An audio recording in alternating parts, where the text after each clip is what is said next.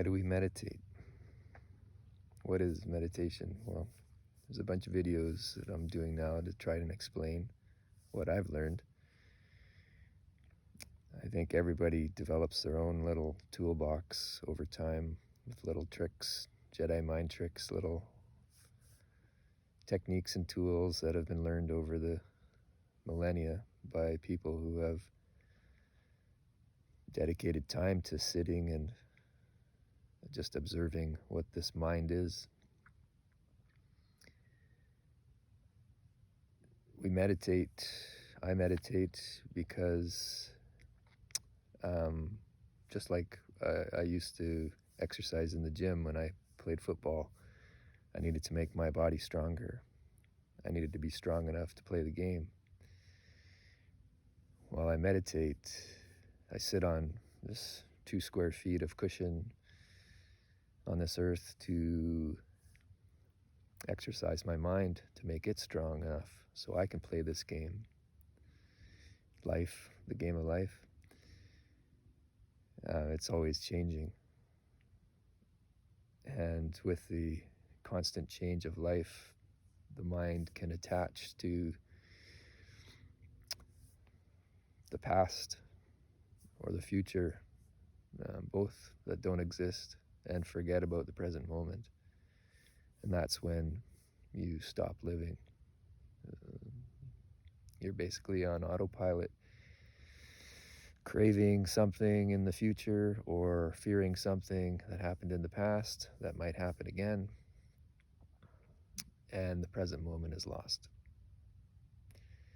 So you sit in the mornings, in the afternoon, in the evenings, whenever you have time, to exercise this mind, to observe this mind, to practice observing it instead of reacting to it. That's the whole deal. It's, does your mind react or does it respond to the present moment? If it reacts to the present moment, it's because it's attached to something probably from the past or the future. If you observe it long enough, you will see there's some attachment that is to the past or the future, and it's causing you to react in this present moment. If you respond to the present moment, it means you have this equanimity, this word. It's the wings of a bird. The bird can't fly without 2 wings.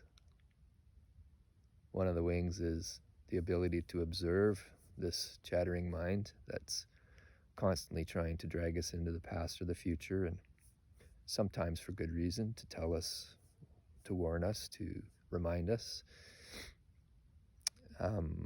But more times than not, in my experience, this attachment to the past or the future has gotten in the way of the present moment and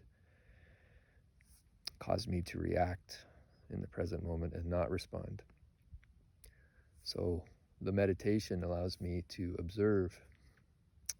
In Christian history, it's called contemplation. In Eastern religions, it's called meditation. That's the English word we've given to it. We're being mindful of the present moment.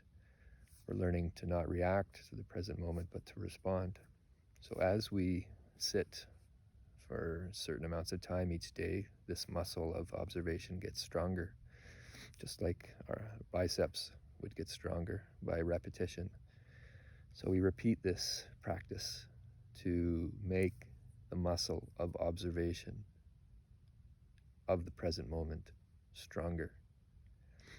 The next step is, as we learn to anchor our minds in the present moment, we don't react to the thought of the present moment.